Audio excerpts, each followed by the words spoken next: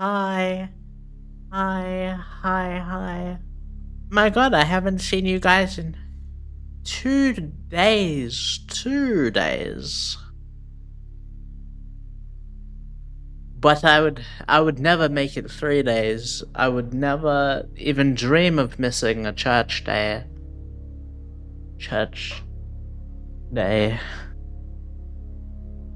Because on the day of the day the day what today is a Sunday, and a Sunday is a holy day from the holy, because on the seventh day, which was a Sunday, on the seventh day, God rested. He rested. He rested. He rested from creating the world. He did everything, but on the seventh day he rested for what for a break is what's needed after a long week of working.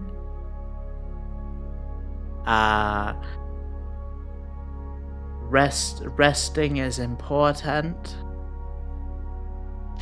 and yeah. When the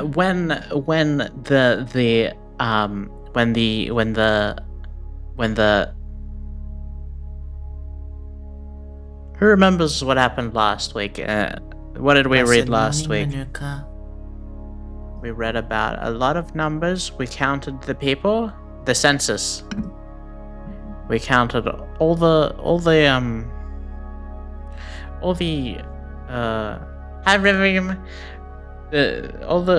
people that were living in the camp. They made the Lord ordered that the Levites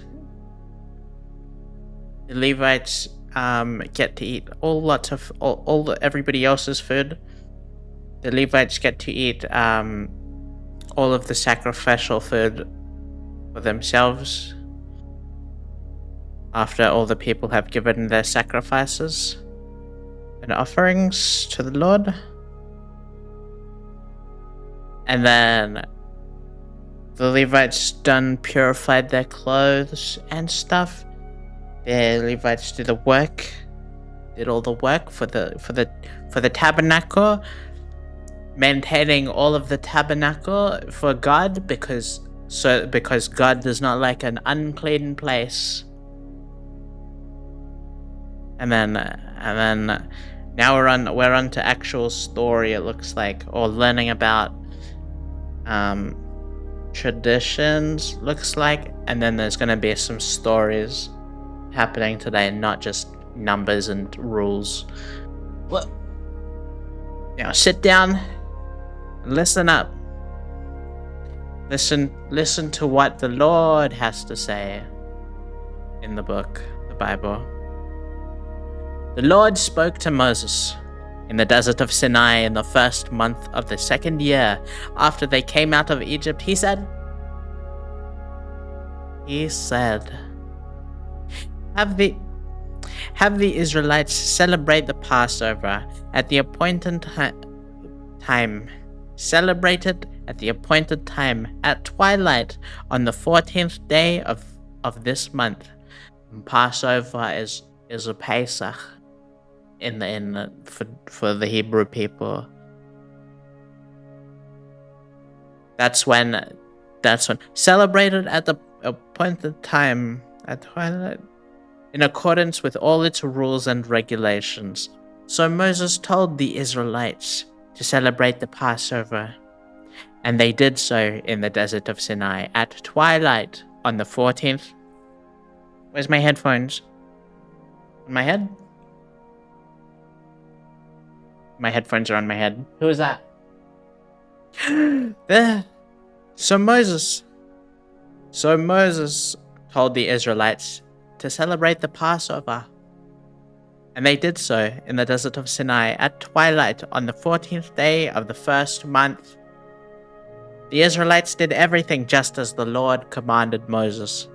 But some of them could not celebrate the Passover on that day because they were ceremonially unclean on account of a dead body. So they came to Moses and Aaron that same day and said to Moses, "We have become unclean because of a dead body." And they came to Moses and Aaron on the same day and said to Moses, "We have become unclean because of a dead body. But why should we be kept from presenting the Lord's offering with the other Israelites?" At the appointed time, Moses answered them, "Wait until I find out what the Lord commands concerning you." Then the Lord said to Moses, "Tell the Israelites, when any of you or your descendants are unclean because of a dead body, or are away on a journey, they are still to celebrate the Lord's Passover. But they are to do it on the 14th day of the second month. At twilight, they are to eat of the lamb, together with the unleavened bread and bitter herbs.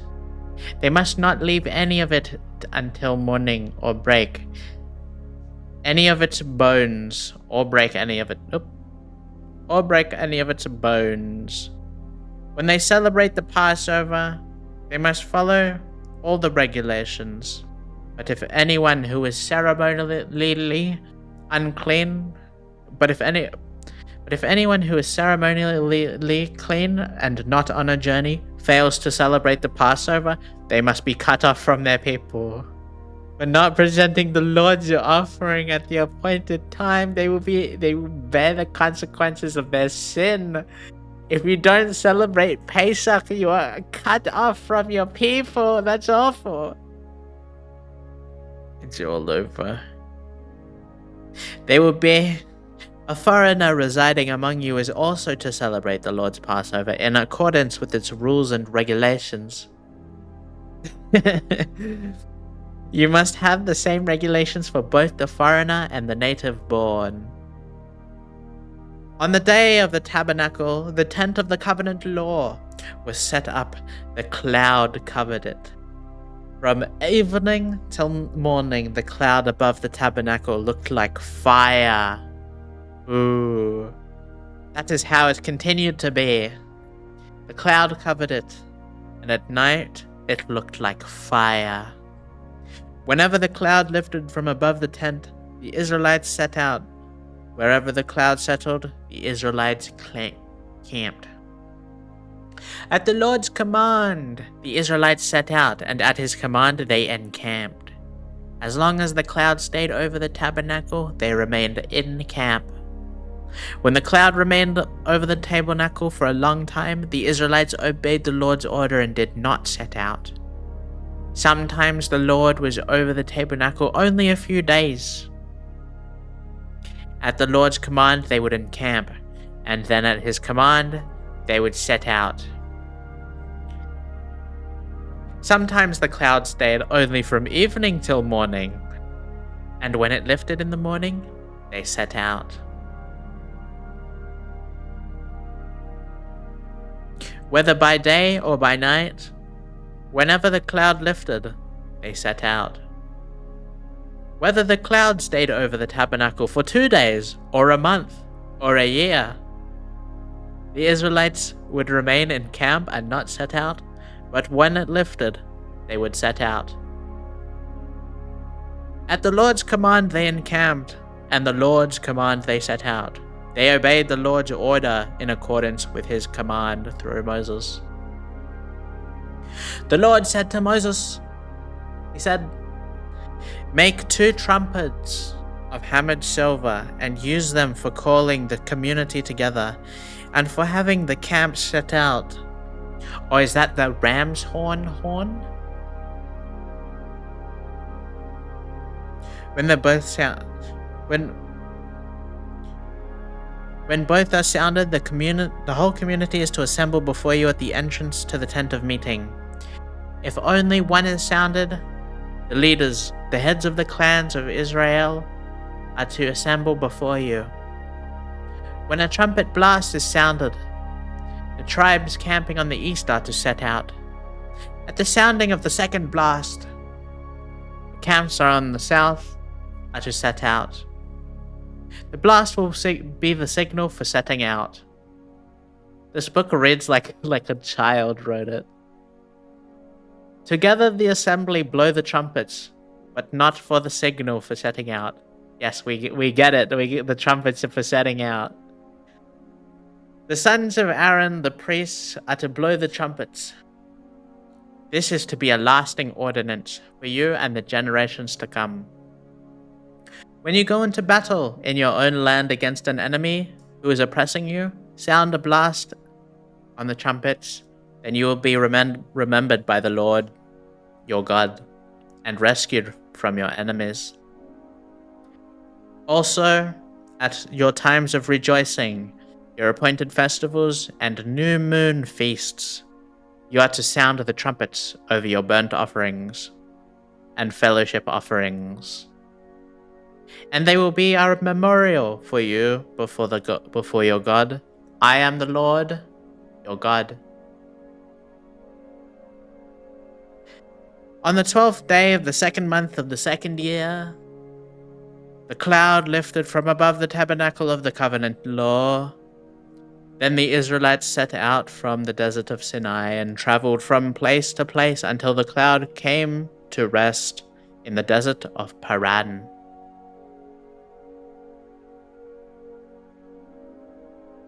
They set out, this first time at the Lord's command, through Moses. The divisions of the camp of Judah went first. Under their standard, Nahshon, son of Aminadab, was in command. Nathaniel, son of Zuah, was over in division of the tribe of Issachar, and Eliab, son of Helon, was over the division of the tribe of Zebulun. Then the tabernacle was taken down, and the Gershonites and Merarites who carried it set out. The divisions of the camp of Reuben was next. Under their standard, Eleazar, son of Shedur, was in command. Shelumiel, son of Zurishaddai, was over in the division of the tribe of Simeon, and Eliasaphat, son of Duel, was over the division of the tribe of Gad. Then the Kohathites set out, carrying the holy things. The tabernacle was set up before they arrived. The divisions of the camp of Ephraim were next. Under their standard, Elishama, son of Amihud, was in command. Gamiel, son of Pedahazur, was over the divisions in the tribe of Manasseh. And Abidan, son of Gideon, was over the division of the tribe of Benjamin. Finally, as the rear guard for all the units, the divisions of the camp of Dan set out under their standard. Ahiezer, son of Ammishaddai, was in command. Pagiel, son of Ochran, was over the division of the tribe of Asher.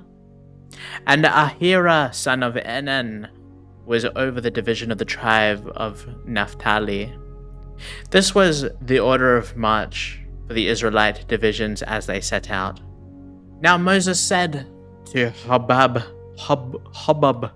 son of Reuel the Midianite, Moses' father-in-law, "We are setting out before the place about which the Lord said, I will give it to you. Come with us, and we will treat you well, for the Lord has promised good things to Israel." He answered, "No, I will not go. I am going back to my own land and my own people." But Moses said, "Please do not leave us. You know where we should camp in the wilderness." Good morning. "You know where we should camp in the wilderness, and you can be our eyes. If you come with us, we will share with you." Blessed morning, Emma. Good morning.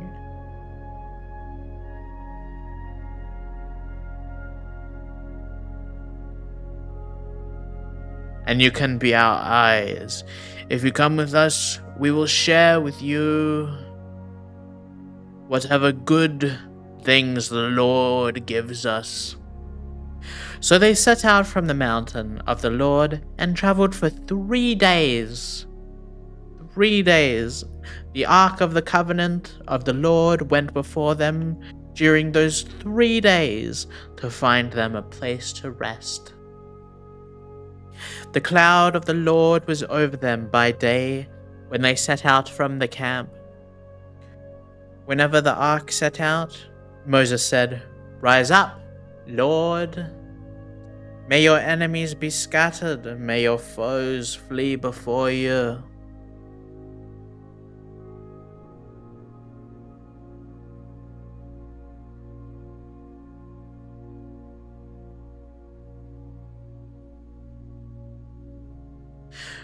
Whenever it came to rest, he said, "Return, Lord, to the countless thousands of Israel."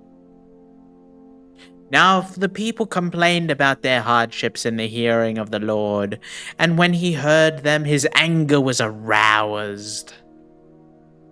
Then fire from the Lord burned among them and consumed some of the outskirts of the camp. When the people cried out to Moses, he prayed to the Lord, and the fire died down.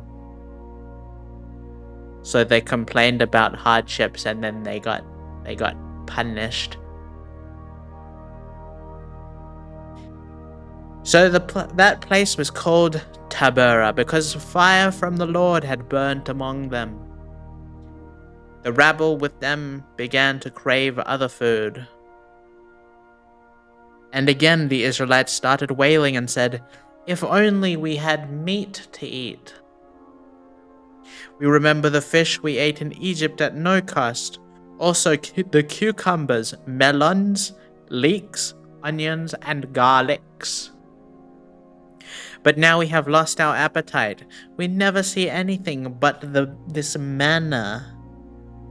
The manna was like coriander seed and looked like a resin. The people went around gathering it and then ground it into a hand mill or crushed it in a mortar. They cooked it in a pot or made it into loaves, and it tasted like something made with olive oil. When the dew settled on the camp at night, the manna also came down. Moses heard the people of every family wailing at the entrance to their tents. The Lord became exceedingly angry, and Moses was troubled. He asked the Lord, "Why have you brought this trouble on your servant? What have I done to displease you, that you put the burden of all these people on me?"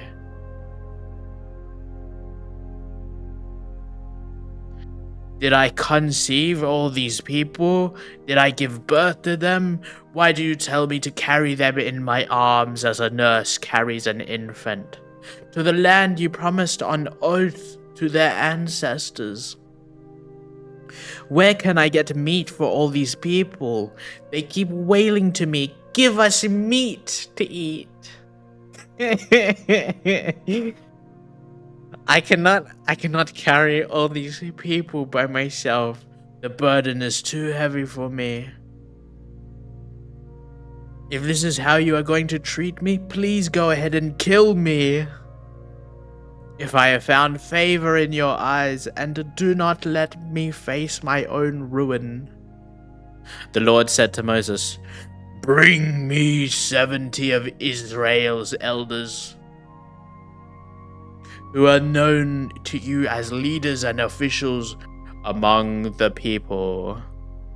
Have them come to the tent of meeting, that they may stand there with you.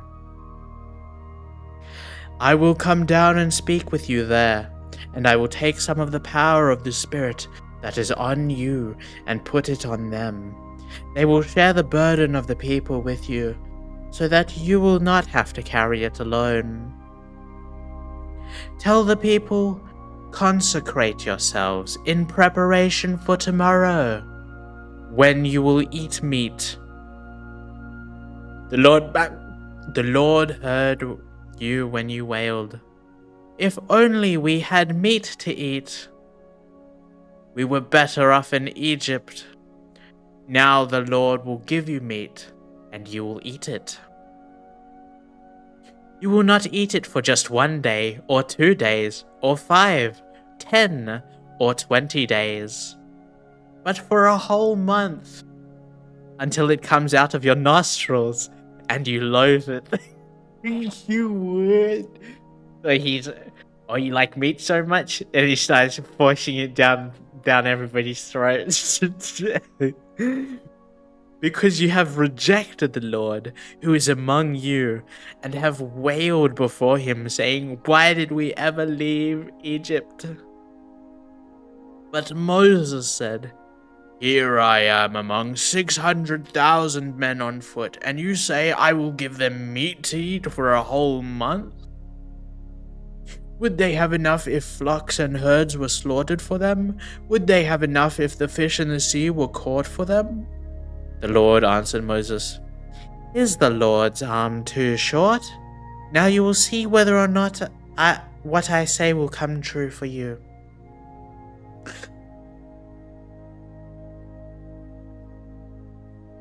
So Moses went out and told the people what the Lord had said. He brought together 70 of their elders and had them stand around the tent. Then the Lord came down in the cloud and spoke with him, and he took some of the power of the Spirit that was on him and put it on the 70 elders. When the Spirit rested on them, they prophesied, but did not do so again. However, 2 men whose names were Eldad and Medad had remained in the camp. They were listed among the elders, but did not go to the tent. Yet the Spirit also rested on them, and they prophesied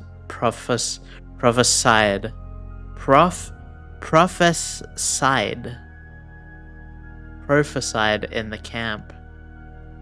A young man told Moses, Eldad and Medad are prophesying in the camp. Joshua, son of Nun, who had been Moses' side aide since youth, spoke up and said, Moses, my lord, stop them. But Moses replied, are you jealous for my sake? I wish that all the Lord's people were prophets, and that the Lord would put his Spirit on them. Then Moses and the elders of Israel returned to camp. Now a wind went out from the Lord and drove quail in from the sea. It scattered them up to 2 cubits deep, all around the camp, as far as a day's walk in any direction. All that day and night and all the next day the people went out and gathered quail. No one gathered less than 10 homers. Then they spread them out all around the camp. But while the meat was still between their teeth and before it could be consumed, the anger of the Lord burned against the people, and he struck them with a severe plague. Therefore the place was named Kibroth Hattaavah, because they buried the people who had craved other food.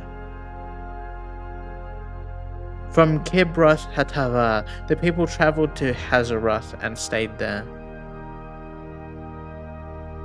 That's it.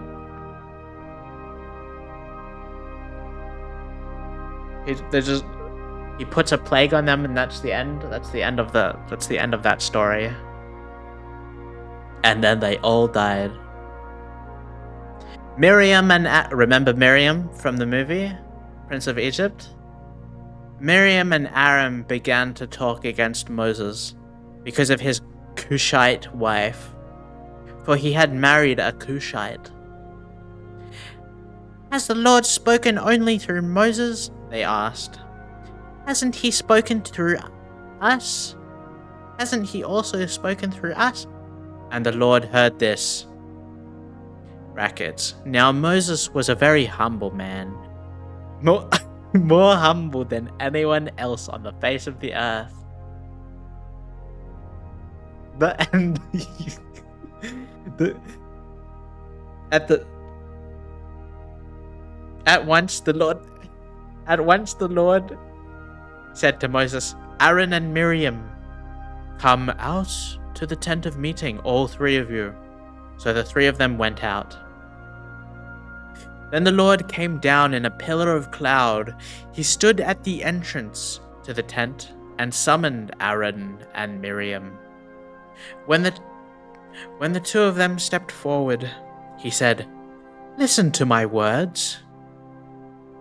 When there is a prophet among you, I, the Lord, reveal myself to them in visions. I speak to them in dreams.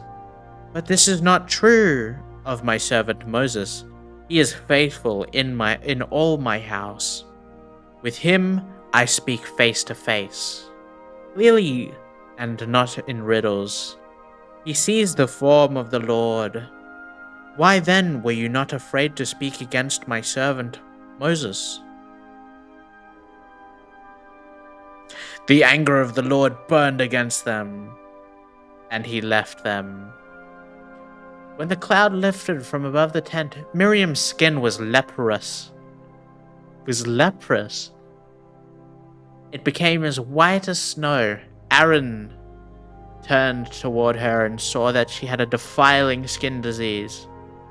That wasn't very nice.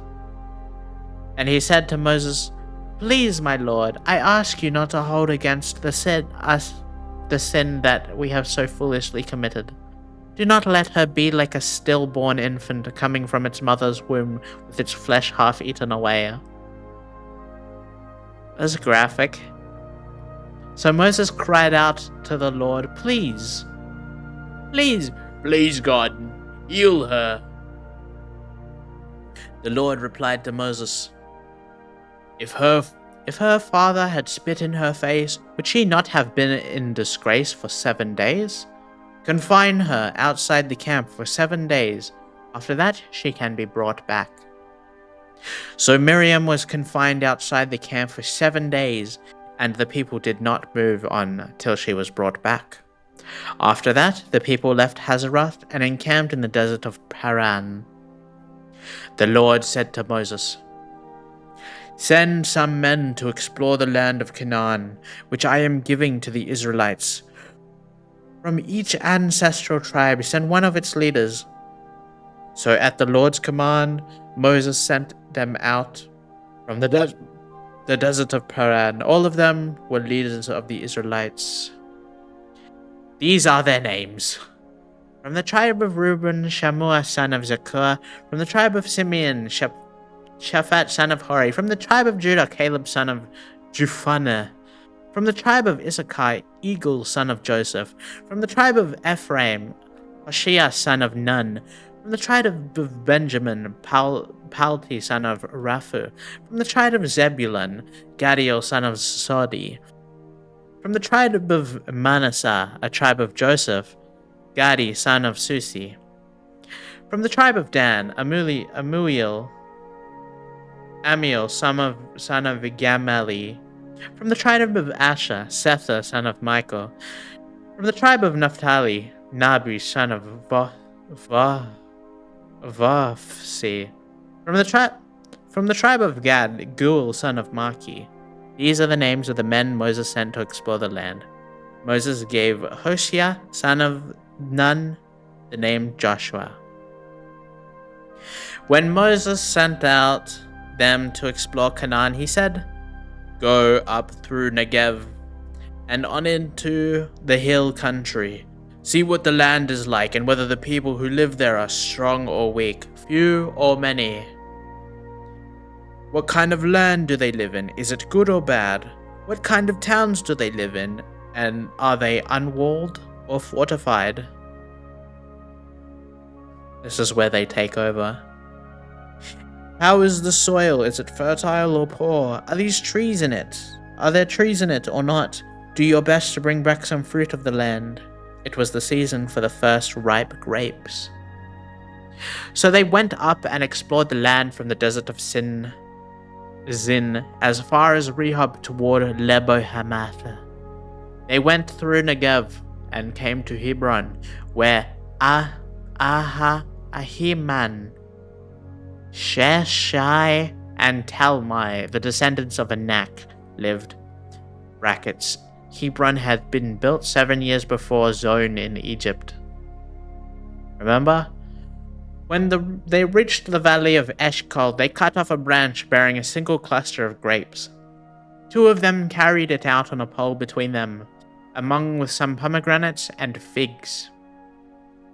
That place was called the Valley of Eshcol because of the cluster of grapes and Israelites cut off there. At the end of the 40 days, they returned from exploring the land. They came back to Moses and Aaron and the whole Israelite community at Kadesh in the desert of Paran. They reported to them and to the whole assembly and showed them the fruit of the land. They gave Moses this account. We went into the land to which you sent us, and it does flow with milk and honey. Here is its fruit, but the people who live there are powerful, and the cities are fortified and very large. We even saw descendants of Anak there.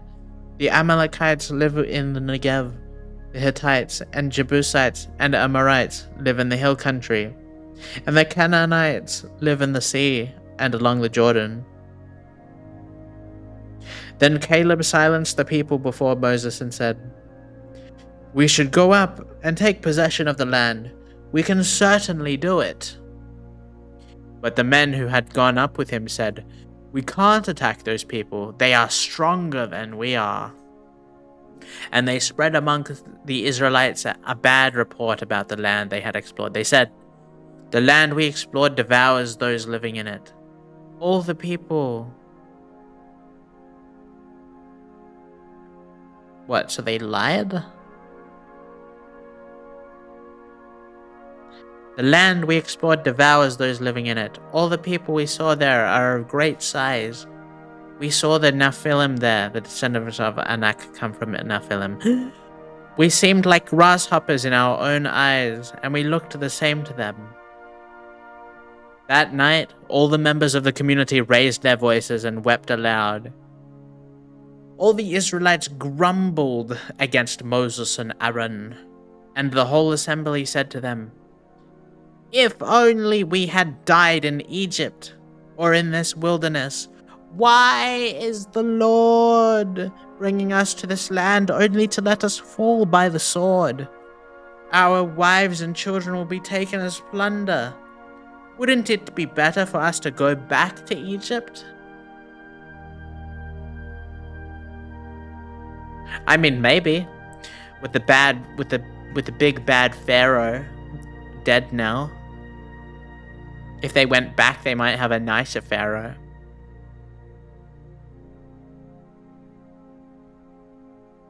And they said to each other, We should choose a leader and go back to Egypt. Then Moses and Aaron fell face down in front of the whole Israelite community assembly gathered there. Joshua, son of Nun, and Caleb, son of Jephunneh, who were among those who had explored the land, tore their clothes and said to the entire Israelite community, The land we passed through and explored is exceedingly good. If the Lord is pleased with us, He will lead us into that land, a land flowing with milk and honey, and will not give it to us. Only do not rebel against the Lord, and do not be afraid of the people of the land, because we will devour them. Their protection is gone, but the Lord is with us. Do not be afraid of them. But the whole assembly talked about stoning them. Then the glory of the Lord appeared at the tent of meeting to all the Israelites. How do they still not trust the Lord? Why do they still not trust the Lord? They literally have a God on their side. A literal omnipotent being on their side. But they're scared of a little city with big, strong men?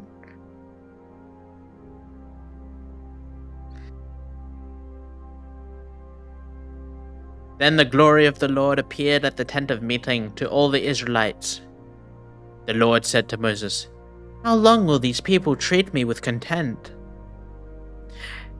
How long will they refuse to believe in me?" That's what I said.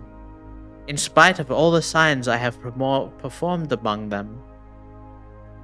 You know, the Israelite people, the Hebrew people, they're kind of ungrateful. After all of what they're showing, they don't deserve Lord's holy grace.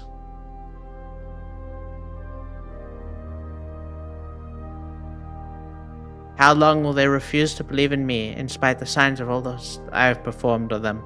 I will strike them down with a plague and destroy them, but I will make you into a nation greater and stronger than they. Moses said to the Lord, "Then the Egyptians will hear about it. By your power you brought these people up from among them, and they will tell the inhabitants of this land about it. They have already heard you, Lord, are with these people, and that you, Lord, have been seen face to face, that your cloud stays over them, and that you go before them in a pillar of cloud by day and a pillar of fire by night." It seems many problems caused by not being nice. Yeah, exactly. If you put all of these people to death, leaving none alive, the nations who have heard this report about you will say, "The Lord was not able to bring these people into the land he promised them on oath, so he slaughtered them in the wilderness."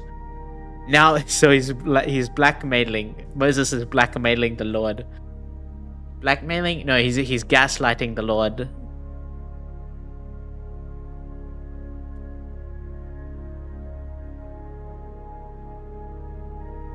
Now may the Lord's strength be displayed, just as you have declared. The Lord is slow to anger, abounding in love and forgiving sin and rebellion. Yet he does not leave the guilty unpunished. He punishes the children for the sin of the parents to the third and fourth generation. In accordance with your great love, forgive the sin of these people, just as you have pardoned them for the time they left Egypt until now.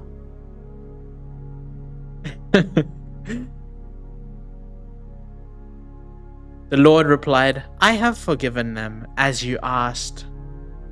Nevertheless, as surely as I live, and as surely as the glory of the Lord fills the whole earth, not one of those who saw my glory and the signs I performed in Egypt and in the wilderness, but who disobeyed me and tested me 10 times, not one of them will ever see the land I promised on oath to their ancestors. No one who has treated me with contempt will ever see it. But because my servant Caleb has a different spirit and follows me wholeheartedly, I will bring him into the land he went to, and his descendants will inherit it. Since the Amalekites and the Canaanites are living in the valleys, turn back tomorrow and set out towards the desert, along the route to the Red Sea." The Lord said to Moses and Aaron, "How long will this wicked community grumble against me? I've heard the complaints of these grumbling Israelites, so tell them, as surely as I live, declares the Lord, I will do to you the very thing I heard you say. In this wilderness, your bodies will fall. Every one of you 20 years old or more, who is counted in the census and who has grumbled against me, not one of you will enter the land I swore with uplifted hand to make your home, except Caleb son of Jephunneh and Joshua son of Nun. As for your children that you said would be taken as plunder, I will bring them in to enjoy the land you have rejected." So the Lord is gonna let 2 people in, and everybody and the quantity of children equal to 600,000 people. However many children that is. So it's 2 people 2 men, probably Moses, the Levites, and then what? Like, was it gonna be like 200,000 babies younger than 20? It's a lot of babysitting. Yeah. They give all like the children little wooden swords and stuff when they storm into the city.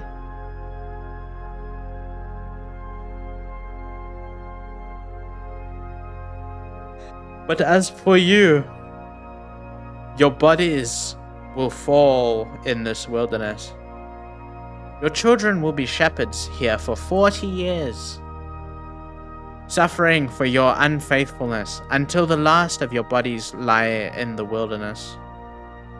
For 40 years, 1 year, for each of the 40 days you have explored the land, you will suffer for your sins and know what it is like to have me against you. I, the Lord, have spoken. I don't think this approach is very effective. If the Lord was more nice to the people and showed them like kindness, like even more kindness, I'm sure then they would believe. They would not speak out against the Lord again. But now he's gone and done a permanent punishment. It's like but when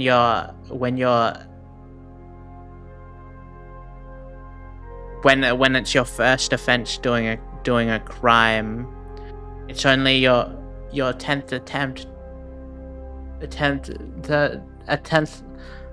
Never mind. I don't know where I was going. So it's only your 10th offense doing a crime, and you don't get bail anymore. Like, you don't get to bail out of jail again. Now you're punished for good, and your children get punished for good. The Lord is not being nice. I remember. Do you guys remember when the Lord was nice? The Lord, he was nice to the people. But now he's very mean. He's getting very mean.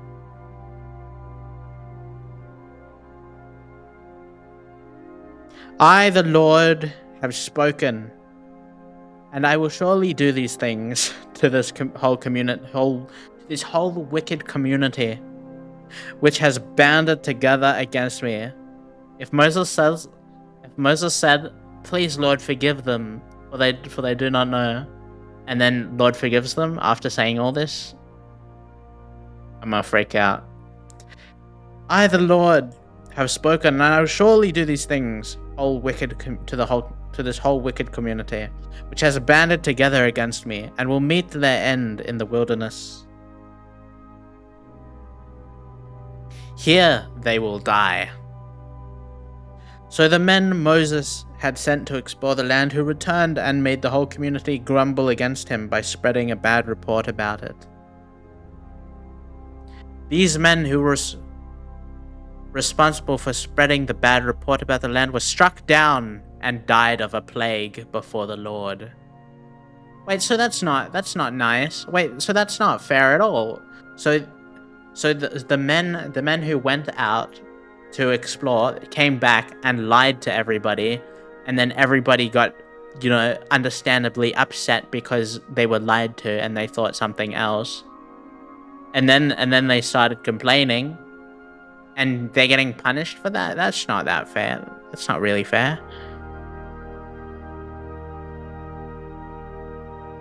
Of the men who went to explore the land, only Joshua, son of Nun, and Caleb, son of Jephunneh, survived.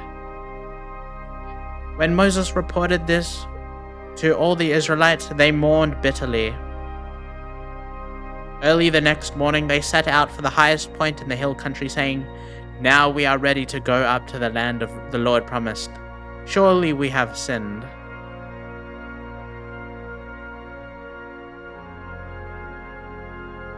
Surely we have sinned. But Moses said, Why are you disobeying the Lord's command? This will not succeed. Wait, what?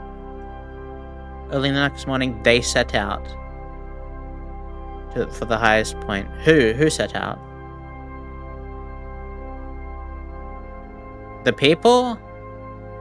All of the people? All of the people set out, even though they're not allowed to, and they're meant to die in the desert. But Moses said, Why are you disobeying the Lord's command? This will not succeed. Do not go up, because the Lord is not with you. You will be defeated by your enemies, for the Amalekites and the Canaanites will face you there. Because you have turned away from the Lord, he will not be with you, and you will fall by the sword.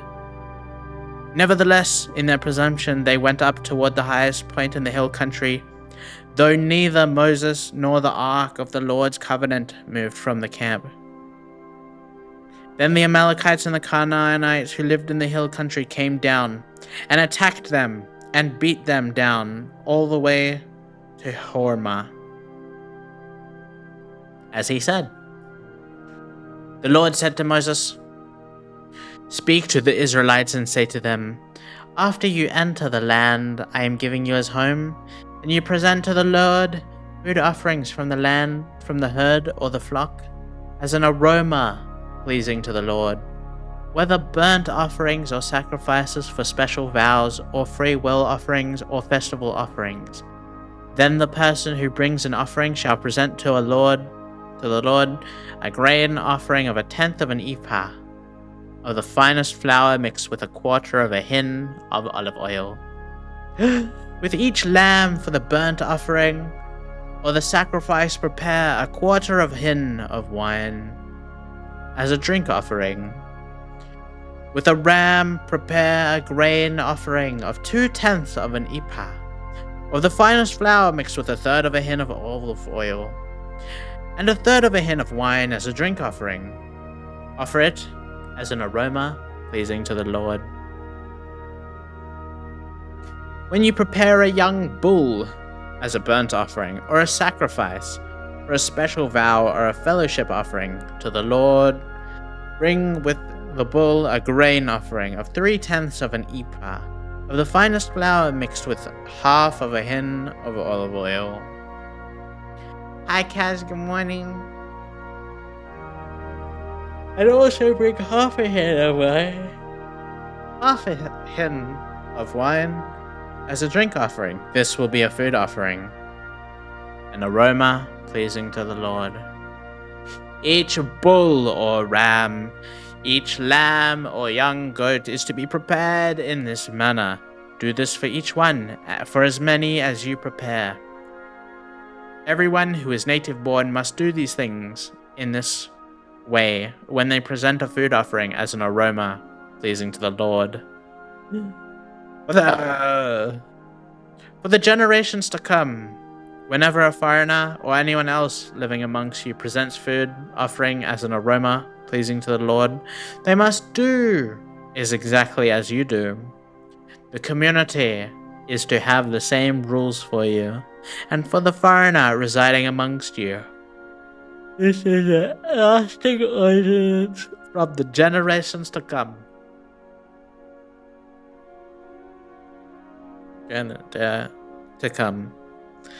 You and the foreigner shall be the same before the Lord. The same laws and regulations will apply both to you and the foreigner residing among you. The Lord said to Moses, Speak to the Israelites and say to them, When you enter the land to which I am taking you, and you eat the food... Wait, who stays behind then? I'm confused. Who is punished and has to stay in the desert?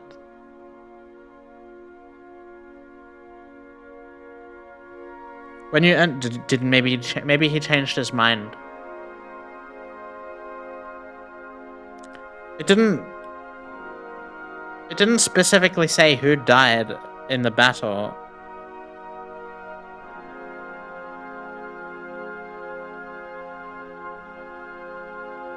They set out. It must have been Joshua and Caleb.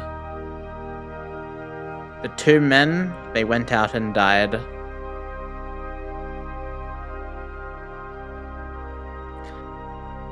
When you speak to the Israelites and say to them, when you enter the land to which I am taking you, and you eat the food of the land, present a portion as an offering to the Lord. Present a loaf from the first of your ground meal, and present it as an offering from the threshing floor. Throughout the generations to come, you are to give this offering to the Lord from the first to of your ground meal. Now, if you, as a community, unintentionally fail to keep any of these commands the Lord has gave Moses, any of the Lord's commands to you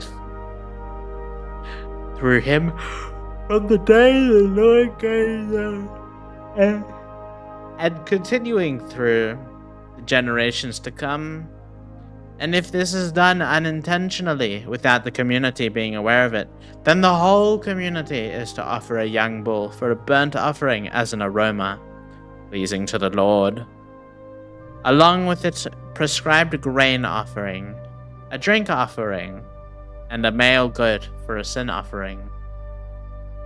The priest is to make atonement for the whole Israelite community, and they will be forgiven. For it was not intentional, and they have presented to the Lord for their wrong a food offering and a sin offering.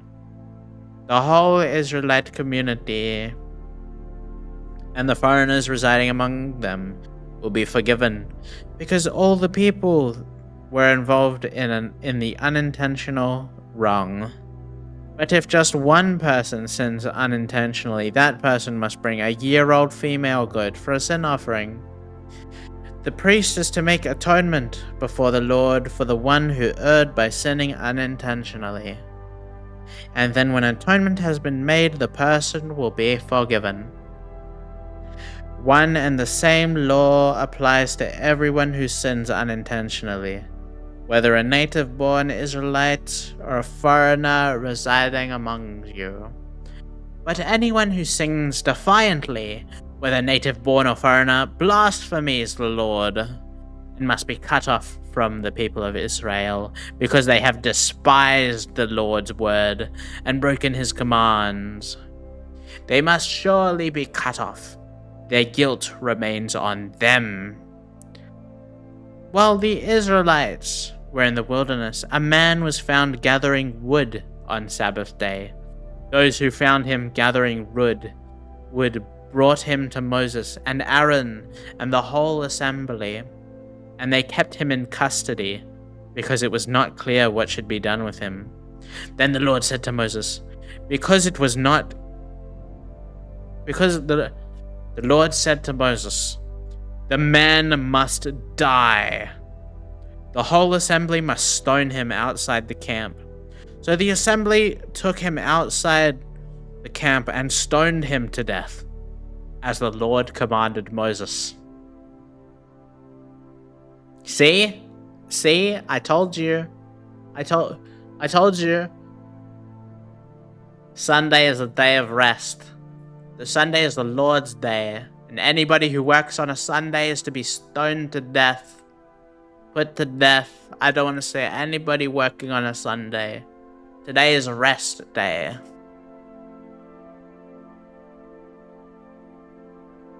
The Lord said to Moses, speak to the Israelites and say to them, throughout the generations to come, you are to make tassels on the corners of your garments with a blue cord on each tassel. You will have these tassels to look at, and so you will remember all the commands of the Lord, that you may obey them and not prostitute yourselves by chasing after the lusts of your own hearts and eyes. Then you will remember to obey all my commands and will be consecrated to your God. I am the Lord, your God, who brought you out of Egypt to be your God. I am the Lord, your God. Korah, son of Issachar, the son of Kohath, the son of Levi, and certain Reubenites, Dathan and Abiram, sons of Eliab, and On, son of Peleth, became insolent and rose up against Moses. With them were 250 Israelite men, well-known community leaders who had been appointed members of the council.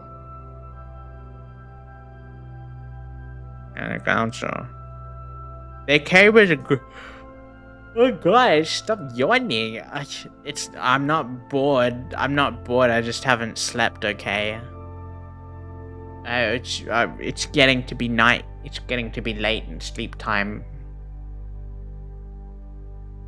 And they came as a group to oppose Moses and Aaron and said to them, "You have gone too far. The whole community is holy, every one of them, and the Lord is with them.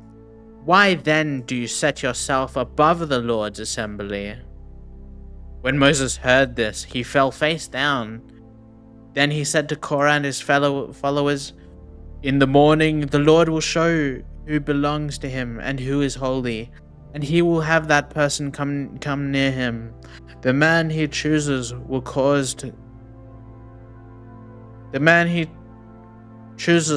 will cause to come near him. You, Korah, and all your followers are to do this. Take censers, and tomorrow put burning coals and incense in them before the Lord. The man the Lord chooses will be the one who is holy. You Levites have gone too far." Moses also said to Korah, "Now listen, you Levites.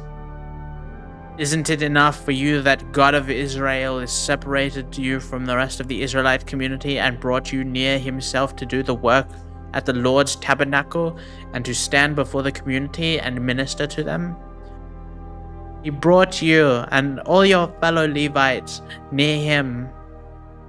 But now you are trying to get the priesthood too?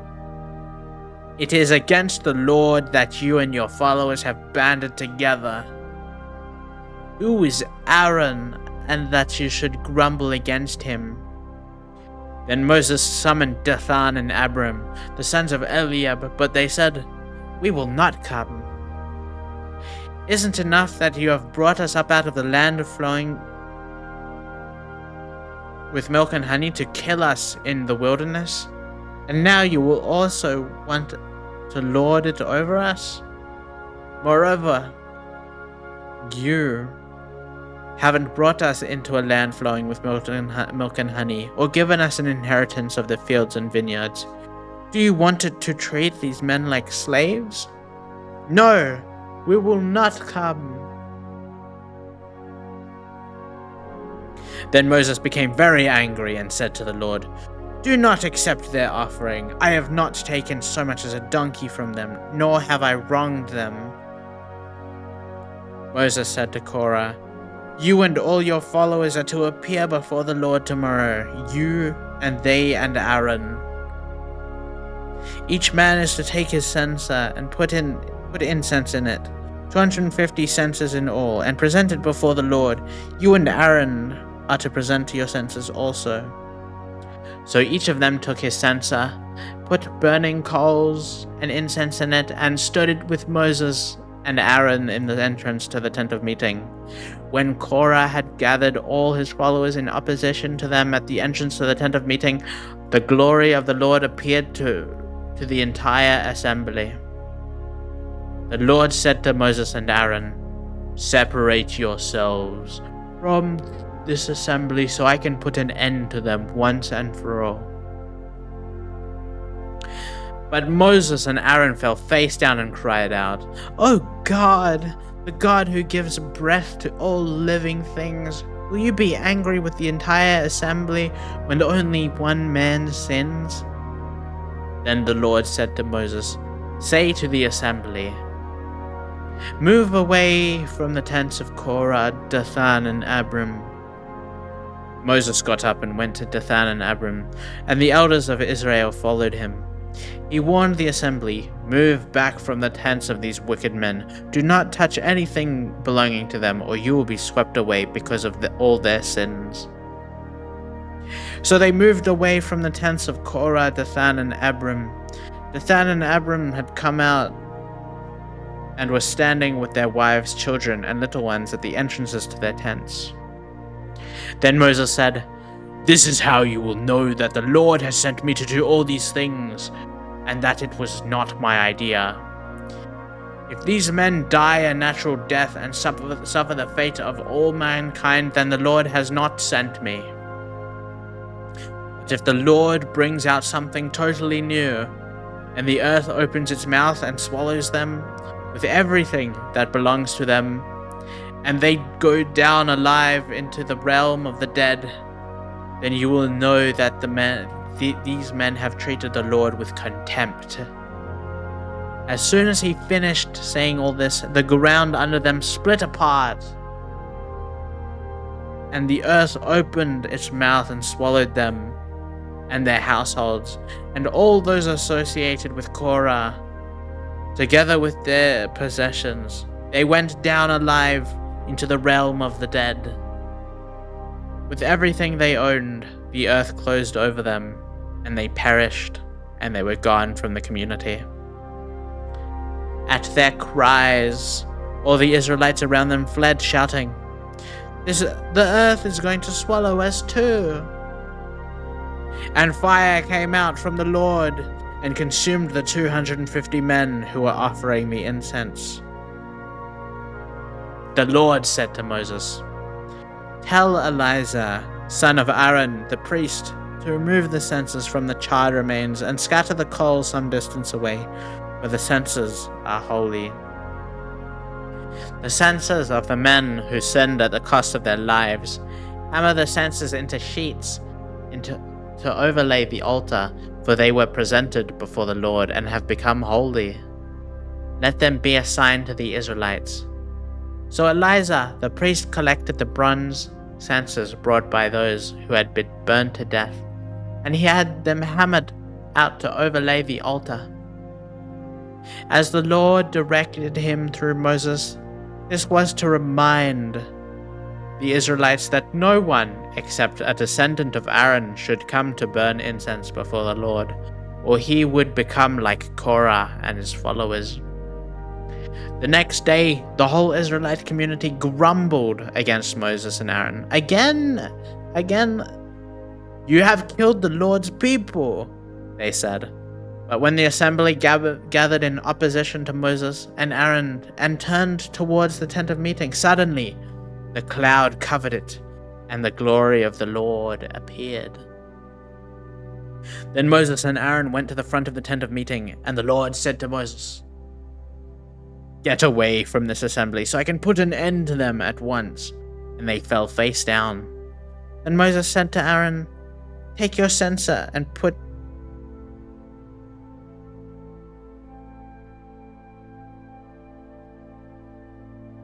I had to double check I wasn't reading the same page again. "Take your censer and put incense in it, along with the burning coals from the altar, and hurry to the assembly to make atonement for them. Wrath has come out from the Lord. The plague has started." So Aaron did as Moses said and ran into the midst of the assembly. The plague had already started among the people, but Aaron offered the incense and made atonement for them.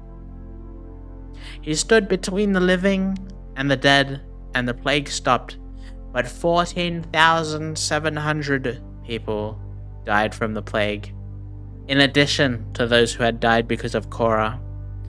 Then Aaron returned to Moses at the entrance to the tent of meeting, for the plague had stopped.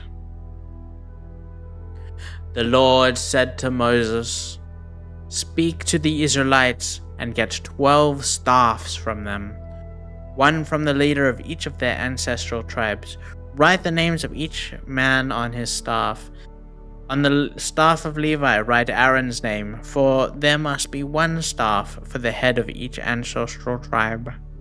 Place them in the tent of meeting in front of the Ark of Covenant law, where I meet with you." The staff belonging to the man I choose will sprout, and I will rid myself of this constant grumbling against you by the Israelites." So Moses spoke to the Israelites, and their leaders gave him 12 staffs, one for the leader of each of their ancestral tribes, and Aaron's staff was among them. Moses placed the staffs before the Lord in the tent of the covenant law. The next day Moses entered the tent and saw that Aaron's staff, which was represented for the tribe of Levi, had not only sprouted, but had budded, blossomed, and produced almonds. Then Moses brought out all the staff from the Lord, presented to all the Israelites. They looked at them, and each of the leaders took his own staff. The Lord said to Moses, "Put back Aaron's staff in front of the Ark of the Covenant law to be kept as a sign to the rebellious. This will put an end to their grumbling against me, so that they will not die." Moses did just as the Lord commanded him.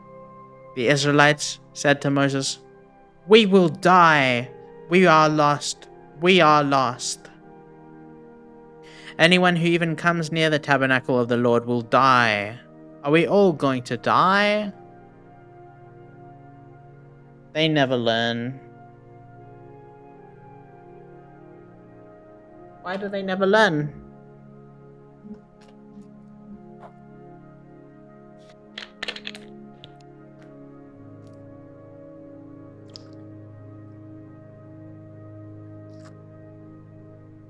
It's like history repeating itself, but the history is like a day old. Like this stuff happened yesterday, but then they've just forgotten, and they're speaking out against the Lord once again. At this point, it's just natural selection, right?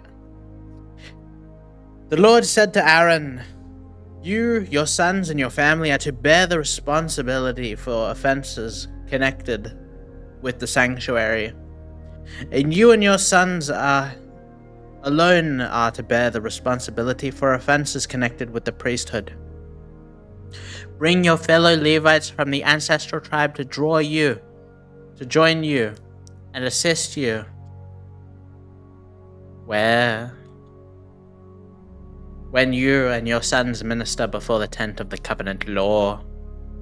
They are to be responsible to you, and are to perform all the duties of the tent, but they must not go near the furnishings of the sanctuary or the altar, otherwise both they and you will die. They are to join you and be responsible for the care of the tent of meeting, all the work at the tent, and no one else may come near where you are. You are to be responsible for the care of the sanctuary and the altar, so that my wrath will not fall on the Israelites again. I myself have selected your fellow Levites from among the Israelites as a gift for you, dedicated to the Lord to do the work at the tent of meeting. But only you and your sons may serve as priests in connection with everything at the altar and inside the curtain. I am giving you the service of the priesthood as a gift. Anyone else who comes near the sanctuary is put to death."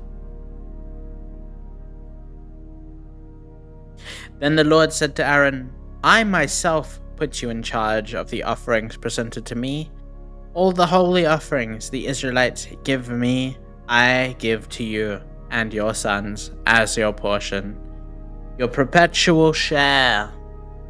You are to have the part of the most holy offerings that is kept from the fire, from all the gifts they bring me as most holy offerings. Whether grain or sin or guilt offerings, that part belongs to you and your sons. Eat it as something most holy. Every male shall eat it. You must regard it as holy. This also is yours.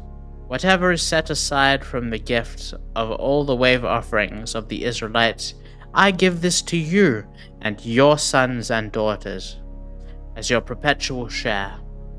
Everyone in your household who is ceremonially clean may eat it. I give you all the finest olive oil and all the finest new wine. And grain. And all the wine.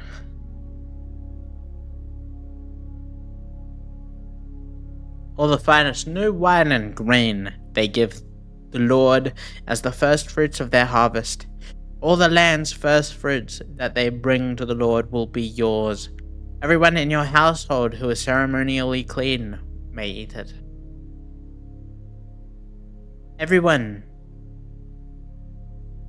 Everything in Israel that is devoted to the Lord is yours. The first offspring of every womb, both human and animal, that is offered to the Lord is yours. But you must redeem every firstborn, and every firstborn male, firstborn son, every male of unclean animals. When they are a month old, you must redeem them at the redemption price set at 5 shekels of silver, according to the sanctuary shekel, which weighs 20 gerahs. You must not redeem the firstborn of a cow, sheep, or of a goat. They are holy. Splash their blood against the altar and burn their fat as a food offering, an aroma pleasing to the Lord.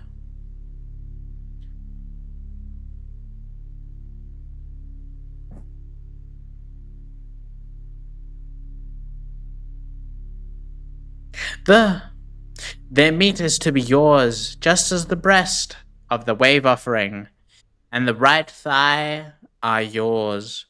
Whatever is set aside from the holy offerings the Israelites present to the Lord, I give to you and your sons and daughters as your perpetual share. It is an everlasting covenant of salt before the Lord. For both you and your offering, the Lord said to Aaron, you will have no inheritance in the land. Blessed morning, Manuka. Blessed morning, Le Mouse. Bless.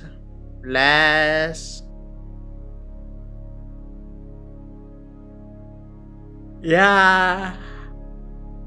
Morning.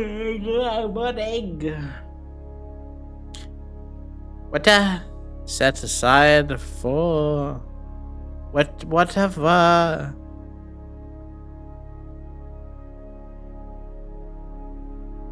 Whatever is set aside from the holy offerings the Israelites present to the Lord, I give to you and your sons and daughters as your perpetual share. It is an everlasting covenant of salt before the Lord, for both you and your offspring. The Lord said to Aaron, you will have no inheritance in their land, nor will you have any share among them.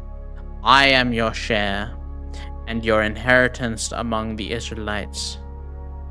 I give to the Levites all my tithes in Israel as their inheritance, in return for the work they do while serving at the tent of meeting. From now on, the Israelites must not go near the tent of meeting, or they will bear the consequences of their sin, and they will die. It is the Levites who are to do the work at the tent of meeting, and bear the responsibility for any offenses they commit against it. This is a lasting ordinance for the generations to come. They will receive no inheritance among the Israelites. Instead, I give to the Levites as their inheritance the tithes that the Israelites present as an offering to the Lord. That is why I said concerning them, they will have no inheritance among the Israelites. I don't understand that.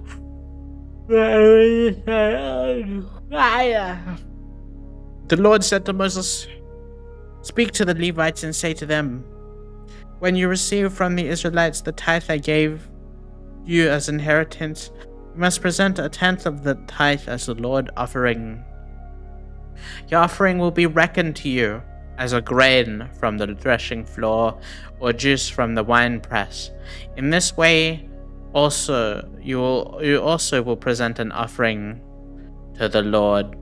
From all the tithes you receive from the Israelites, from these tithes you must give the Lord's portion to Aaron the priest. You must present as the Lord's portion the best and holiest part of everything given to you. Say to the Levites, when you present the best part, it will be reckoned to you as the product of the threshing floor or the winepress. You and your households may eat the rest of it anywhere, for it is your wages for your work at the tent of meeting. By presenting the best part of it, you will not be guilty in this matter, and then you will not defile the holy offerings of the Israelites, and you will not die. The Lord said to Moses and Aaron, "This is a requirement of the law that the Lord has commanded.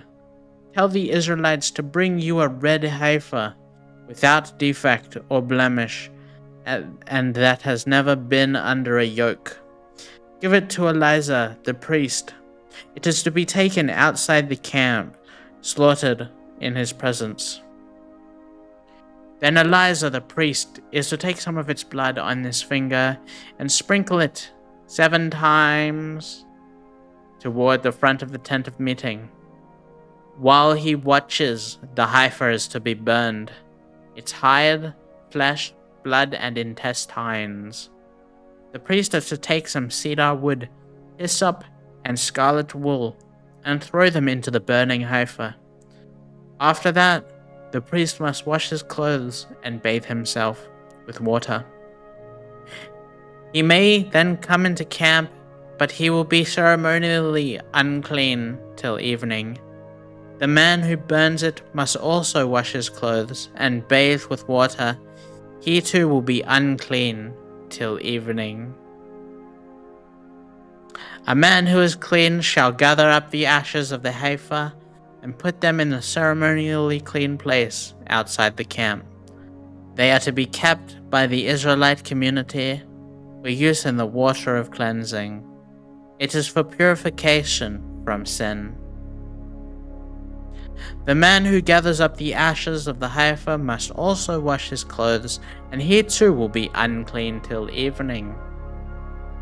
This will be a lasting ordinance for both the Israelites and for the foreigners residing amongst them. Whoever touches a human corpse will be unclean for 7 days. They must purify themselves with the water on the 3rd day, and on the 7th day they will be clean.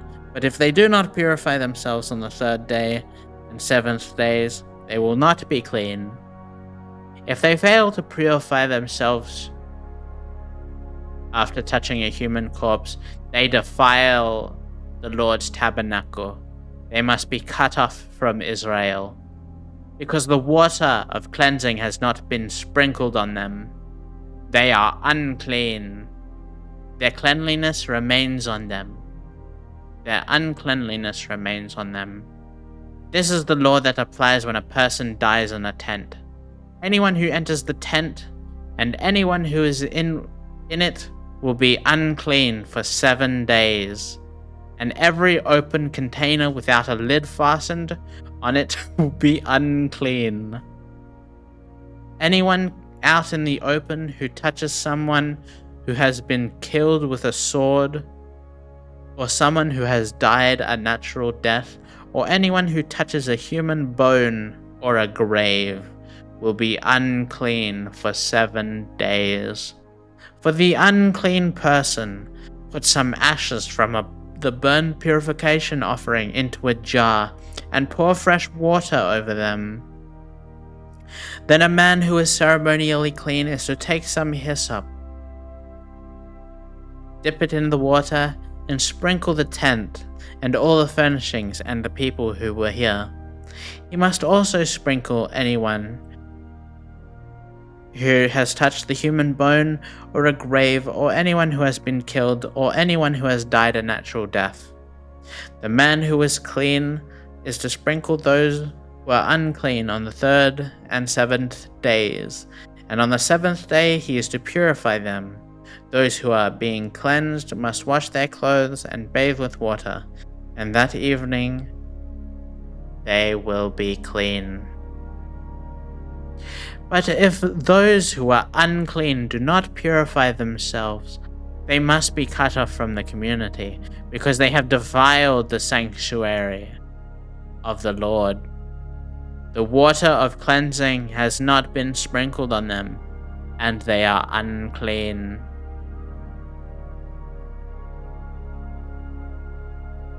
This is a lasting ordinance for them. The man who sprinkles the water of cleansing must also wash his clothes, and anyone who touches the water of cleansing will be unclean till evening. And anyone who touches the water of cleansing will be unclean.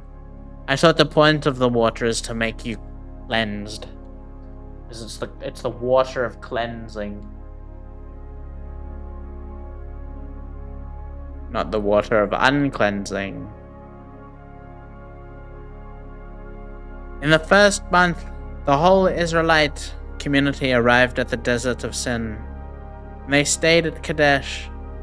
There, Miriam died and was buried. Really, I thought Miriam would have a bigger role in the Bible. But all she did was complain and then die. Now there was no water. Oops. Now there was no water for the community.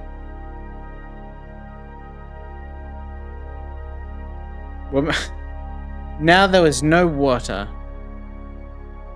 Blessed morning, Manuka. Ariel 42, good morning. Now there was no water for the community, and the people gathered in opposition to Moses and Aaron. Again they did that. Again they are in opposition to Moses. They quarreled with Moses and said, "If only we had died when our brothers fell dead before the Lord. Why did you bring the Lord's community into this wilderness, that we and our livestock should die here? Why did you bring us up out of Egypt to this terrible place?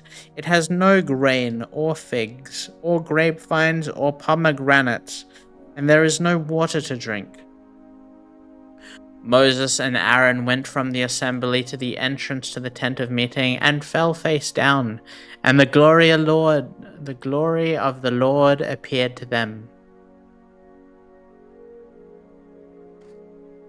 The Lord said to Moses, "Take the staff, for you and your brother Aaron gathered the assembly together. For you and your brother gather the assembly together. Speak to that rock before their eyes, and it will pour out its water. You will bring water out of that rock for the community, so they and their livestock can drink." What? So now when they complain about not having food and water, they get water, they get something. But before, when they complained, they got plagued. They got a plague. They got infinite meat stuffed down their throats, and also a plague. So Moses took the staff from the Lord's presence, as he had commanded him. He and Aaron gathered the assembly together in front of the rock, and Moses said to them, "Listen, you rebels. Must we bring you water out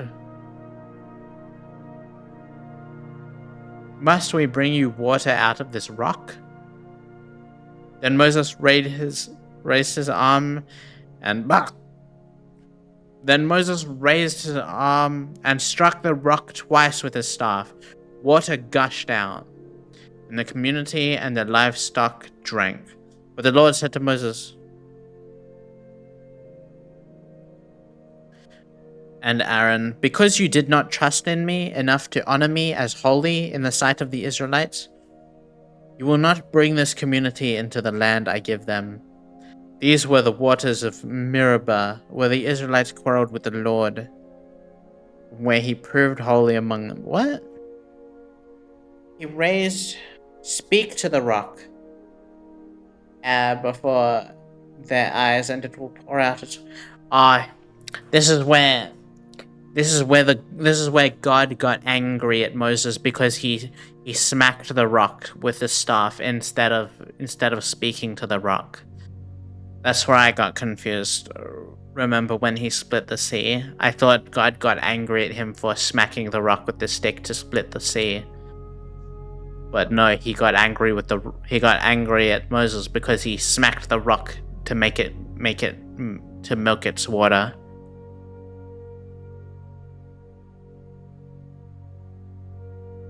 Moses sent messages from Kadesh to the king of Edom, saying, "This is what your brother Israel says. You know about all the hardships that have come on us. Our ancestors went down into Egypt, and we lived there many years. The Egyptians mistreated us and our ancestors. But when we cried out to the Lord, he heard our cry and sent an angel and brought us out of Egypt. Now we are here at Kadesh, a town on the edge of your territory. Please let us pass through your country. We will not go through any field or vineyard or drink water from any well. We will travel along." What is happening?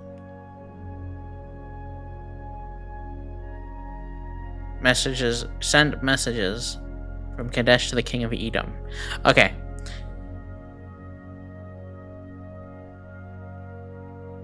"We will travel along the king's highway and not turn to the right or to the left until we have passed through your territory."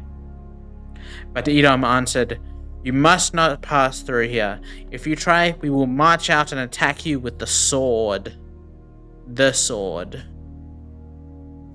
The Israelites replied, "We will go along the main road, and if we or our livestock drink any of your water, we will pay for it. We will only want to pass through on foot, nothing else." Again they answered, "You must not pass through." Then Edom came out against them with a large and powerful army. Since Edom refused to let them go through their territory, Israel turned away from them. The whole Israelite community set out from Kadesh and came to Mount Hor. At Mount Hor, near the border of Edom, the Lord said to Moses and Aaron, "Aaron will be gathered to his people. He will not enter the land I give the Israelites, because both of you rebelled against my command at the waters of Meribah."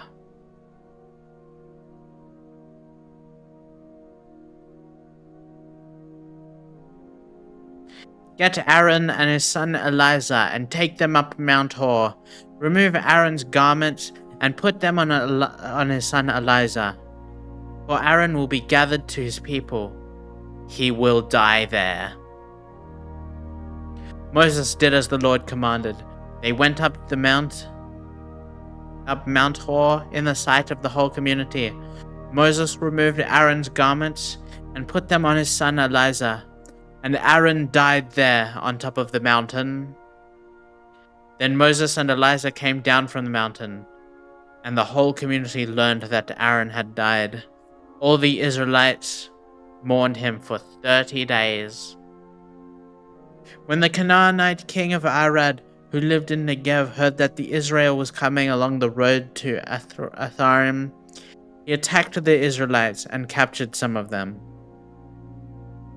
Then Israel made this vow to the Lord: "If you will deliver these people into our hands, we will totally destroy their cities." The Lord listened to Israel's plea. and gave the Canaanites over to them. They completely destroyed them and their towns, so the place was named Hormah. What? They traveled from Mount Hor along the route to the Red Sea to go around Edom, but the people grew impatient on the way. They spoke against God and against Moses and said, Again, they're speaking against God. Haven't they learned? What happens when you speak against God? Why have you brought us up out of Egypt and die in the wilderness? There is no bread, there is no water, and we detest this miserable food. The Lord sent venomous snakes among them. They bit the people, and many Israelites died. The people came to Moses and said, We sinned when we spoke against the Lord and against you. Pray that the Lord will take the snakes away from us. So Moses prayed for oh no, they spoke against God again, and then God did something again to punish them for speaking out again. Number 19, Oh, mouse no. and baked beans. Frog Sprite, good morning. Welcome to church. The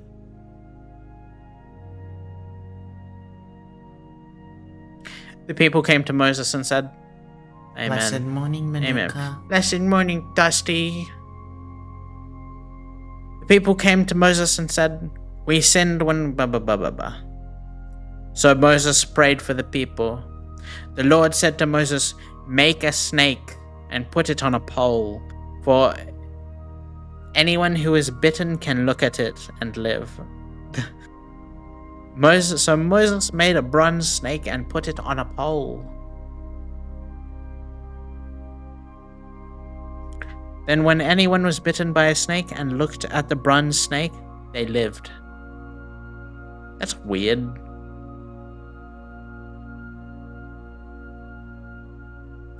The Israelites moved on and camped at Hoboth. Then they set out from Hoboth and camped in Abrim, in the wilderness that faces Moab towards the sunrise. From there, they moved on and camped in the Zered Valley. Then they set out from there and camped alongside the Arnon, which is in the wilderness extending the Amorite territory. The Arnon is the border of Moab, between Moab and the Amorites. That is why the book of the wars of the Lord says, Zahab in Supah and the ravines, the Arnon and the slopes of the ravines, and lead to the settlement of Ar, and lie along the border of Moab. Oh, that's why the book of wars of the Lord says that. Oh. From there they continued to Beer, the well where the Lord said to Moses, Gather the people together and I will give them water. Then Israel sang this song. Oh, great.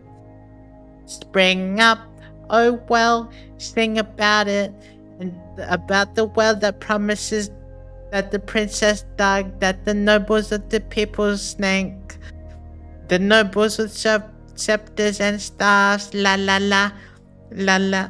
Then they went from the wilderness to Matana, la la la.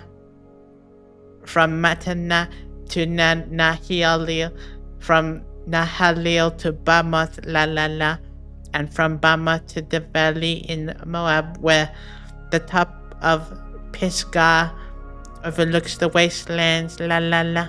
Israel sent messages to Sihon, king of the Amorites, Let us pass through your country. We will not turn aside into any field or vineyard, or drink water from any well. We will travel along the king's highway until we have passed through your territory.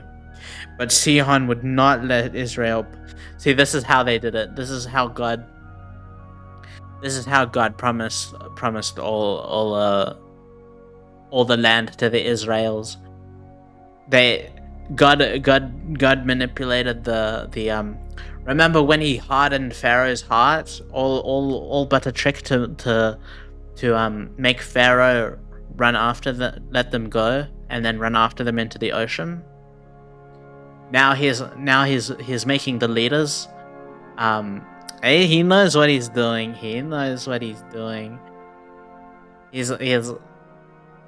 telling the leaders. He's making the leaders say no, no, no, no.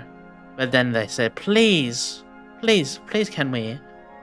But then they say no, and then they bring out the armies, and then the armies die, and then they all die. But Sihon would not let Israel pass through his territory. He mustered his entire army and marched out into the wilderness against Israel. When he reached Jahaz, he fought with Israel. Israel, however, put him to the sword and took over his land. See? From the Arnon to the Jabbok, but only as far as the Ammonites, because their borders were fortified. Israel captured all the cities of the Amorites and occupied them, including Heshbon and all its surrounding settlements. Heshbon was the city of Sihon, king of the Amorites, who had fought against the former king of Moab and had taken from him all this land as far as the Arnon. That is why the poet says, "Come to Heshbon and let it be rebuilt. Let Sihon's city be restored." I wonder if they dare speak out against God again. Now they have land. Israel has, the Hebrews have land now. So what can they speak out against God? That is why fire went out from Heshbon, a blaze from the city of Sihon. It consumed Ar of Moab, the citizens of Arnon's heights. Woe to you, Moab! You are destroyed, people of Chemosh. He has given up his sons as fugitives, and his daughters as captives to Sihon, king of the Amorites. But we have overthrown them. Heshbon's dominion has been destroyed all the way to Dibon. We have demolished them as far as Nophah, which extends to Medeba. So Israel settled in the land of the Amorites. After Moses had sent spies to Jazer, and Israelites captured its surrounding settlements and drove out the Amorites who were there. Then they turned and went up along the road toward Bushan, and Og, king of Bashan, and his whole army marched out to meet them in battle at Edrei. So the Lord said to Moses, "Do not be afraid of him, for I have delivered him into your hands, along with his whole army and his land. Do to him what you did to Sihon, king of the Amorites, who reigned in Heshbon." So they struck him down, together with his sons and his whole army, leaving them no survivors, and they took possession of his land. So the Israelites. Blessed morning, Manuka. So the Hebrews came and killed all of the people so that they could take their land.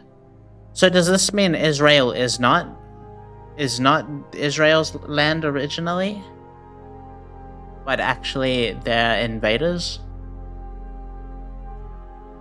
The Israel people are the invaders? Hi, first content, good morning. Or was it like, are they all Israelis, just like different tribes, and they fought amongst each other? Like the people from Egypt? Or was it like, oh, no, wait, this is why, is this why?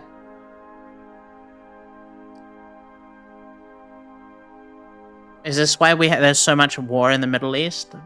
Because of this? In the Bible? Because Israel stole the land?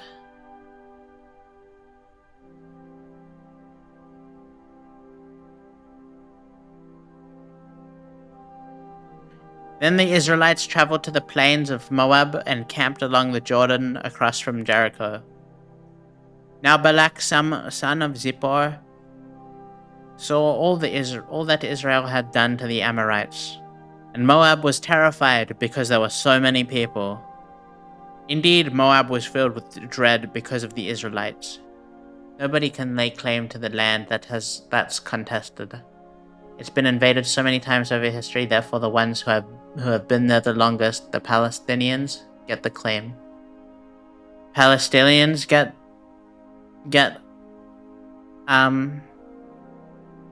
Palestine. The Palestinians were there longer?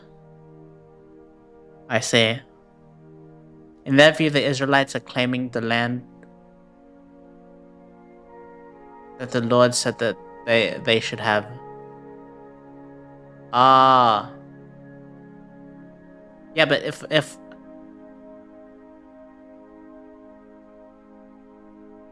where is Palestine? Where is Palestine located?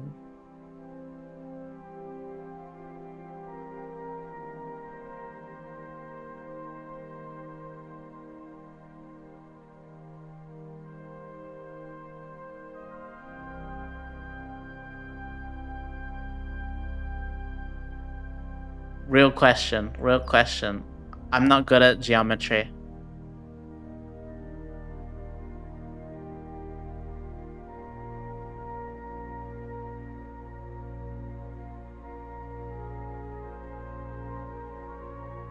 Is next to?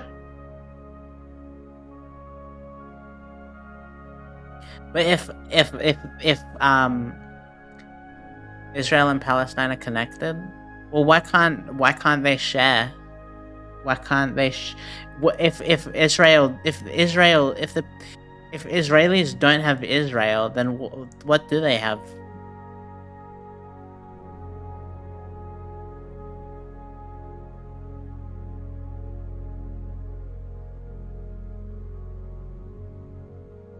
Anyway, then the Israelites traveled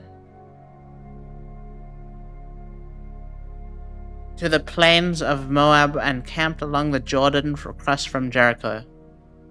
This requires politics. Yeah, well, like if we go back long enough, like nobody owns everywhere. Like the England invaded everywhere, and America's nobody owned America. The Native Americans owned America, right? So if we go back far enough, like nobody should own the countries that they own. So like, now we're in a modern age of technology. Everybody should just have what they have. Like they have what they have, and it like where we have what we have is what we own. What we have now is I don't understand getting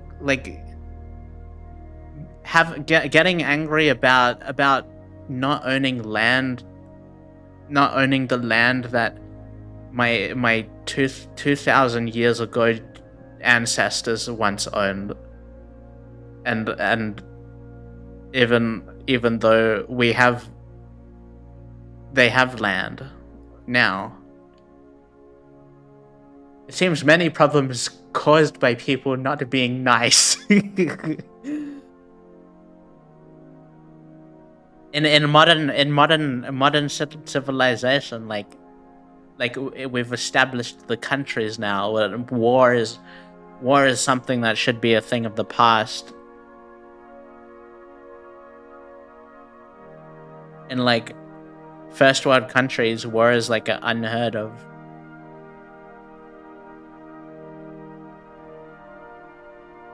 And the mini wars that are happening now are like little debacles and the silly. They declared their 5,000th ceasefire yesterday, yeah? They're releasing the hostages? Surely this one will stick. Yeah? Well, if they agreed to release the hostages, as soon as they release the hostages, Israel's gonna blow up Gaza, right?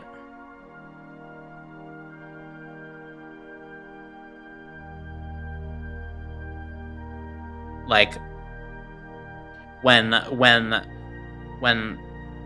Trump had a talk with Mr. Netanyahu, and then they were all like all friendly, and then the next day Netanyahu launched missiles at Gaza or something. I remember, and that was not nice. That was not what they decided that should be done.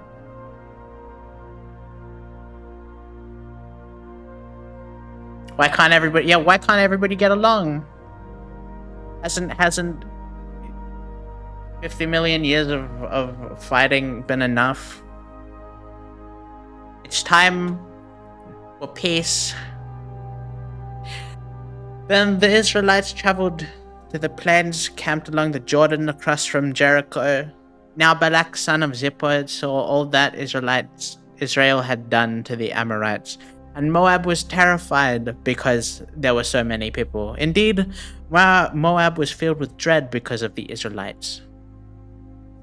The Moabites said to the elders of Midian, the horde is going to lick up the horde is going to lick up everything around us, as an ox licks up the grass of the field. So Balak, son of Zippor, who was king of Moab at the time, sent messages to summon Balaam, son of Beor. Imagine spending all your time firing missiles instead of eating a delicious grilled cheese and teaching your kids how to play cats. Ugh. In their eyes, they're launching missiles so that they can eat a delicious grilled cheese and teach their kids how to play catch. There is no other way.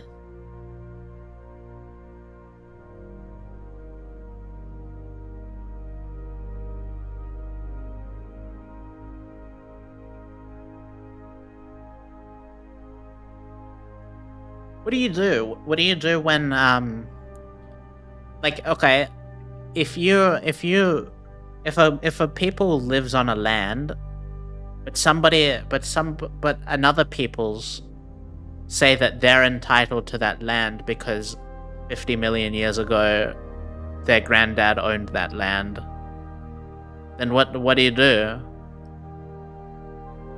I think that's just silly.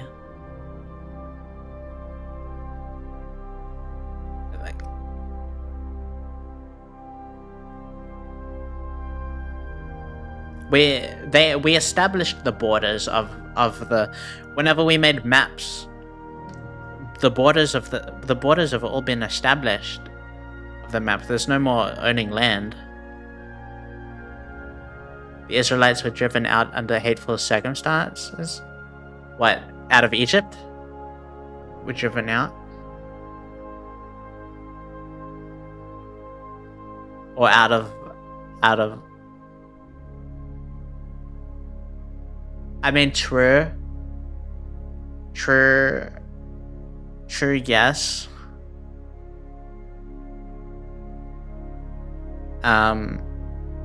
But then, I really, the Bible is saying they went into Israel and killed everybody.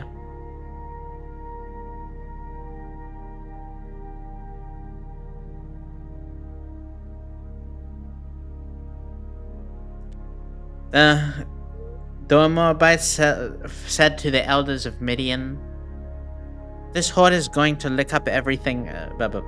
Sent messages. Who was at Pitha. As the people came out of Egypt, they cover the face of the land and have settled next to me. Now come and put a curse on these people, because they are too powerful for me. Perhaps then I will be able to defeat them and drive them out of the land. For I know that whoever you bless is blessed, and whoever you curse is cursed. What?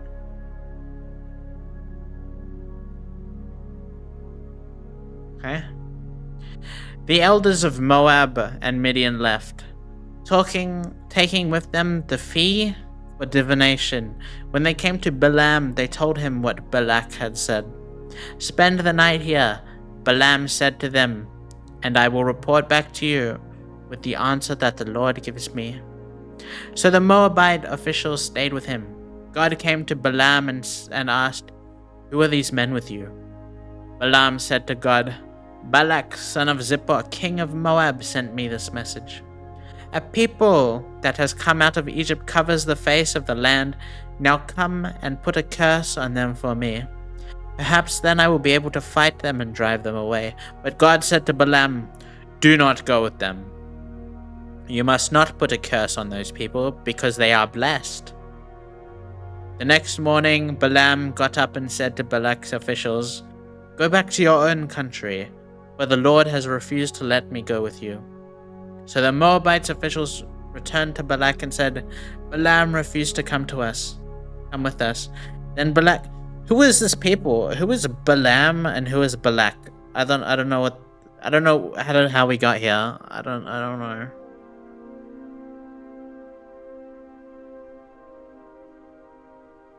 They just started this chapter with Balak and Balaam, but no introduction to who they are. It's just bad storytelling.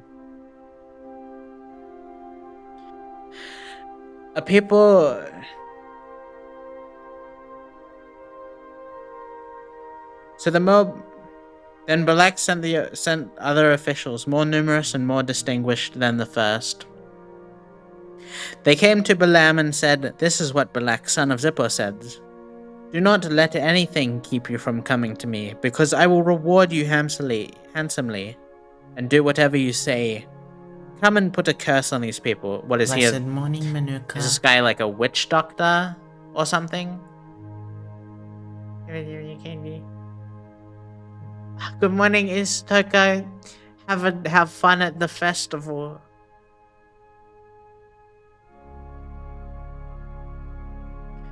But Balaam answered them, "Even if Balak gave me all the silver and gold in his place, I could not do anything great or small to go beyond the command of the Lord my God.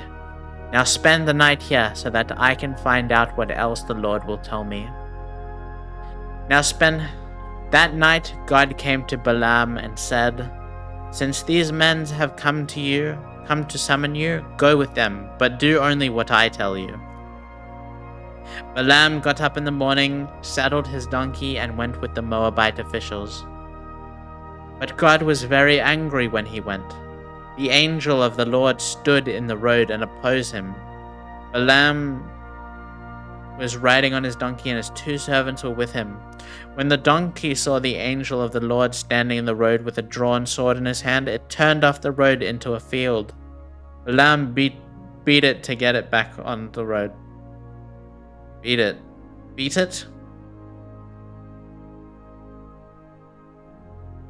Wait, why is he here? I thought...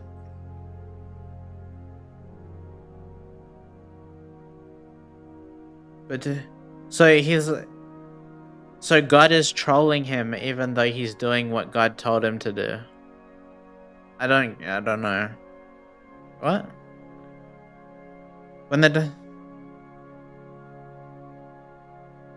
Then the angel of the Lord stood in a narrow path through the vineyards, with walls on both sides. When the donkey saw the angel of the Lord, it pressed close to the wall, crushing Balaam's foot against it, so he beat the donkey again. Then the angel of the Lord moved on ahead and stood in the narrow place where there was no room to turn, either to the right or the left. What? When the donkey saw the angel of the Lord, it lay down under Balaam, and he was angry and beat it with his staff. Then the Lord opened the donkey's mouth, and it said to the Balaam, "What have I done to make you beat me these 3 times?" Balaam answered the donkey, "You have made a fool of me. If only I had a sword in my hand, I would kill you right now."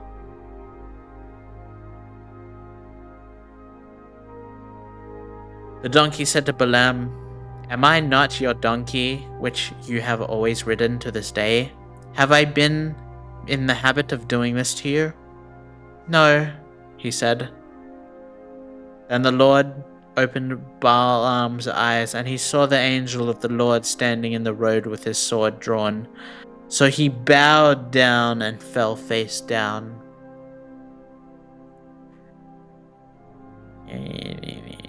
The angel of the Lord asked him, "Why have you beaten your donkey 3 times?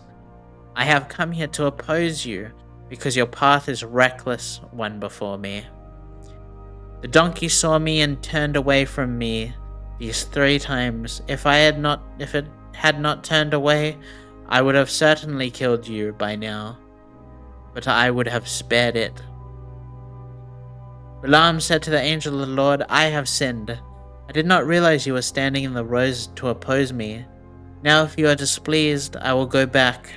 The angel of the Lord said to Balaam, "Go with the men, but speak only what I tell you." So Balaam went with the Balak's officials. When Balak heard that Balaam was coming, he went out to meet him at the Moabite town of Arnon border. At the edge of his territory, Balak said to Balaam, "Did I not send you an urgent summons? Why didn't you come to me? Am I really not able to reward you?"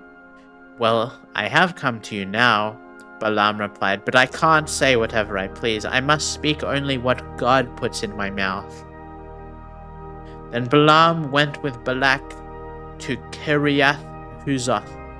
Balak sacrificed cattle and sheep and gave some to Balaam and the officials who were with him. The next morning, Balak took Balaam up to Bamoth Baal, and from there he could see the outskirts of the Israelite camp.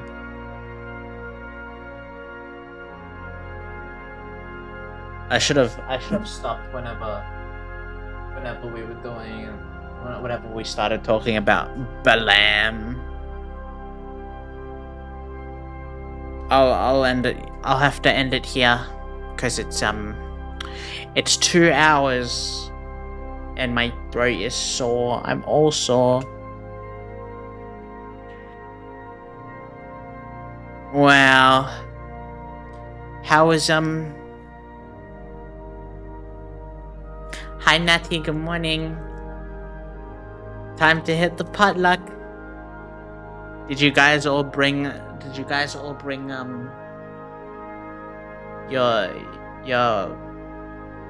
your foods for the potluck? I brought meatballs. Very good, very good.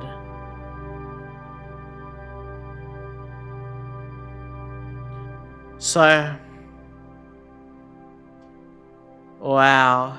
God was kind of mean today. I don't know how I feel about baked beans. Hi Star Mist, good morning. God was not very nice. He killed a lot of people today. And yeah, pretty messed up today. There is all they wanted to know was like, can we have food? Can we have food instead of eating like sea cucumbers or something? And what does he do? He says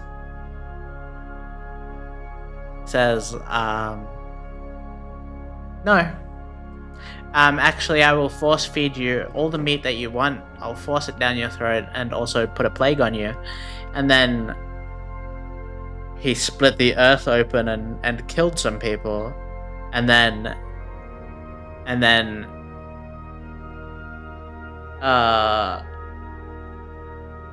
he got angry and put a whole lot of chaos. And now we've got this Balaam character. We'll see. 0 big booms. Unacceptable behavior by the Israelite people. Need to stop questioning God and let God, and just trust in God that He will